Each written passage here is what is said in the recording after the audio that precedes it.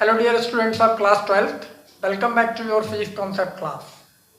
This is your 11th lecture of 3rd unit magnetism, in which we are going to discuss about the magnetic force between two parallel current carrying conductors of infinite length. So let's we start our class. Okay. तो चलिए देखते हैं आज का हमारा topic क्या है, और आज का हमारा जो टॉपिक है वो है magnetic force between two parallel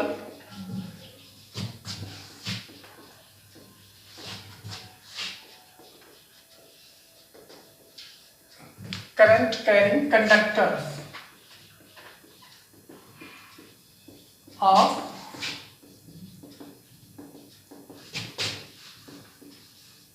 of infinite length. This is our topic. ये हमारा आज का टॉपिक है जिसमें हम दो parallel current carrying conductor assume करेंगे जो कि इनफाइनाइट लेंथ के हैं, और उनके बीच में कितना मैग्नेटिक फोर्स लगेगा ये हम डिस्कस करने वाले हैं, सॉल्व करने वाले हैं. तो चलिए देखते हैं. सबसे पहले let we understand the diagram.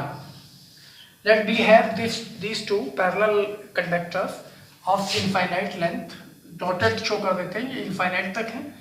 Carrying currents I1 and I2. दोनों में करंट फ्लो हो रहा है. एक में I1 अज्यूम किया है, एक में I2. And the separation between them is R. अगर इन दोनों के बीच की पैरेलली हेल्ड किए गए हैं, दोनों के बीच की डिस्टेंस कितनी है, R है, तो हम इन दोनों के बीच में कितना मैग्नेटिक फोर्स अप्लाई होगा वो कैलकुलेट करने वाले हैं. तो सबसे पहले कॉन्सेप्ट अंडरस्टैंड कर लेते हैं हम करने क्या वाले हैं. हमें ऑलरेडी पहले से क्लियर है, a current carrying conductor can produce the magnetic field. कोई भी current carrying conductor magnetic field अपने चारों तरफ प्रोड्यूस करता है. तो I1 जो कंडक्टर है वो भी मैग्नेटिक फील्ड प्रोड्यूस कर सकता है, और जो I2 है वो भी मैग्नेटिक फील्ड प्रोड्यूस करेगा. सिंपल सी बात है कि I1 की वजह से भी मैग्नेटिक फील्ड होगा इस स्पेस में, और I2 की भी वजह से होगा. अब हम ये भी सपोज कर सकते हैं the one of them is in the magnetic field of other. इनमें से कोई भी एक कंडक्टर को ये सपोज किया जा सकता है जो कि दूसरे के मैग्नेटिक फील्ड में, जैसे कि I1 I2 के मैग्नेटिक फील्ड में रखा गया है और I2 I1 के मैग्नेटिक फील्ड में रखा गया है. तो अगर हम ये सपोज करें कि ये जो कंडक्टर है I1, इसने जो अपनी चारों तरफ मैग्नेटिक फील्ड प्रोड्यूस कर रखा है वो B1 है, ठीक है. तो वो इस कंडक्टर से एक पर्टिकुलर डिस्टेंस R पे, जैसे कि ये डिस्टेंस R है, तो कंडक्टर से R डिस्टेंस पे ये वाला कंडक्टर है जिसपे कोई भी पॉइंट हम कहीं पर भी अज्यूम कर सकते हैं, like the point P. This point P is at a distance R from the first conductor which is carrying a current I1. तो अगर हम इस पॉइंट पे इसका मैग्नेटिक फील्ड कैलकुलेट करना चाहें इस कंडक्टर की वजह से, तो सबसे पहली बात according to right hand thumb rule, ये इस पॉइंट पे, this point is right side of this conductor, किधर होगा, inward to the board and perpendicular. Board से परपेंडिकुलर भी होगा और इनवर्ड भी होगा, means we can represent it by the cross. तो यहाँ पर जो मैग्नेटिक फील्ड है और उसको हम क्या सपोज कर रहे हैं, B1 सपोज कर रहे हैं. तो इसका सीधा सा मतलब हुआ the current carrying conductor I2 is in the magnetic field of the conductor carrying a current I1. ये इसके मैग्नेटिक फील्ड है. अब इस वाले कंडक्टर की हम एक पर्टिकुलर लेंथ सपोज कर लेते हैं, यहाँ से यहाँ तक सपोज करते हैं, इनको कोई नेम दे देते हैं like AB, and the length between these two points is L, क्योंकि पूरी लेंथ तो इन्फिनिटी है, हमें पता ही नहीं. तो हम इसके मैग्नेटिक फील्ड जो कि B1 है की वजह से इस वाला कंडक्टर जो I2 जिसमें करंट कैरी हो रहा है उसकी L लेंथ पर लगने वाला मैग्नेटिक फोर्स कैलकुलेट करने जा रहे हैं, ठीक है. तो कॉन्सेप्ट इज क्लियर नाउ कि एक कंडक्टर दूसरे के मैग्नेटिक फील्ड में है. तो सबसे पहले तो हम B1 की वैल्यू फाइंड आउट करते हैं. What should be the value of B1. तो हम लास्ट 2 लेक्चर्स में ये रीड कर चुके हैं, अंडरस्टैंड कर चुके हैं the magnetic field produced by a current carrying conductor of infinite length. उसका फॉर्मूला क्या होता है पहले ही जानते हैं, ठीक है. वो फॉर्मूला क्या था, μ0/2π I/R. और यहाँ हम फर्स्ट कंडक्टर की वजह से सॉल्व कर रहे हैं और जो कि I1 है, तो here should be I1. So the magnetic field produced by the first conductor carrying a current I1 at a distance R, that is at the point P, if this B1 equals to mu naught upon 2 pi I1 R1। अब है क्या, ये तो हो गया magnetic field. अब देखते हैं the force, the magnetic force on the length L of conductor carrying current I2 if, जो कंडक्टर I2 करंट कैरी कर रहा है उसकी L लेंथ पर कितना मैग्नेटिक फोर्स लगेगा, किसकी वजह से, due to this magnetic field. It should be, इसको हम नोटिस कर सकते हैं F12 force applied by the first conductor on the second, actually on the L length of the second conductor. So it should be I2 the current in the second conductor, magnetic field कौन सा है V1 और उसकी length कितनी है L, और fine theta. ये आपको पता है, the force in a magnetic field of a current carrying conductor is given by the formula F equals to IVL sin theta. So this is the formula.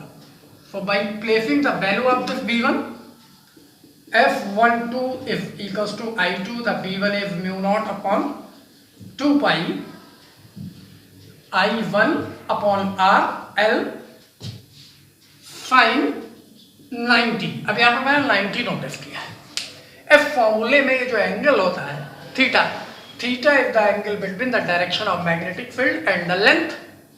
सो अगर हम यहाँ पर देखें, the direction of magnetic field is perpendicular to the board and inward, means इस तरीके से, और length किधर है, जैसे आप ये वाली फिंगर और थंब को देख पा रहे हैं, फिंगर इनवर्ड है और थंब अपवर्ड है, जो कि करंट I2 का डायरेक्शन है। तो ये आपस में इन दोनों के बीच में जो एंगल है, जो लेंथ है, वो भी L इधर है अपवर्ड, और ये मैग्नेटिक फील्ड इनवर्ड। तो angle between these two is 90 degree. So the F12 must be equals to mu naught upon 2 pi I1 I2 upon R L। Okay, so this is the formula, magnetic force on the L length of the conductor I2 due to the magnetic field produced by the conductor I1 at this। Similarly, अगर हम ऐसे ये prove करना चाहें, solve करना चाहें F21 the force on the, तो हमें ये सपोज करना पड़ेगा the conductor carrying a current I1 is in the magnetic field of the conductor carrying a current I2। तब I1 वाला कंडक्टर I2 के मैग्नेटिक फील्ड में हो जाएगा, और यहाँ फॉर्मूले में हम F21 जब यूज करेंगे तो it should B I1 B2 L sin theta, और जब हम B2 फाइंड करेंगे तो भी इतना ही आएगा, mu naught upon 2 pi, but current जो यहाँ पर I1 है उसके प्लेस पे कितना आ जाएगा, I2 आ जाएगा। So the formula is again mu naught upon 2 pi I1 I2 upon R L। So simply the force acting on the L length of any one conductor is equals to F equals to mu naught upon 2 pi I1 I2 R L। और इसी को हम ऐसे भी notice कर सकते हैं, the force acting on per unit length of any one conductor is mu naught upon 2 pi I1 I2 upon R। The force acting on per unit length of each conductor is given by the formula mu naught upon 2 pi I1 I2 upon R। इसी फॉर्मूले से जो definition हम notice करते हैं, ampere की definition find out की गई है। वो डेफिनेशन क्या है, हम वो भी यहाँ पे ओरली डिस्कस कर लेते हैं। If R equals to 1 L equals to also 1, और properly we can write R equals to 1 meter in MKS system and L equals to 1 meter also, and I1 or equals to I2 both are equals to 1 ampere। So F is equals to mu naught upon 2 pi, mu naught हमें पता है कि mu naught की value कितनी होती है, 4 pi into 10 power minus 7। तो जब यहाँ पुट करेंगे 4 pi into 10 power minus 7 divided by 2 pi, this is equals to 2 into 10 power minus 7 newton. So बहुत सिंपल सी एम्पियर की डेफिनेशन हो जाएगी। If we can maintain the 1 ampere current in both the conductor which are separated by a unit distance, then the force acting on per unit length of each conductor must be equals to 2 into 10 to the power minus 7 Newton. तो बस simple सी बात है कि अगर दोनों conductor में 1 ampere का current flow हो रहा है और दोनों कंडक्टर के बीच की डिस्टेंस यूनिट है, तो हर कंडक्टर की पर यूनिट लेंथ पे लगने वाला force 2 into 10 to the power minus 7 newton होगा।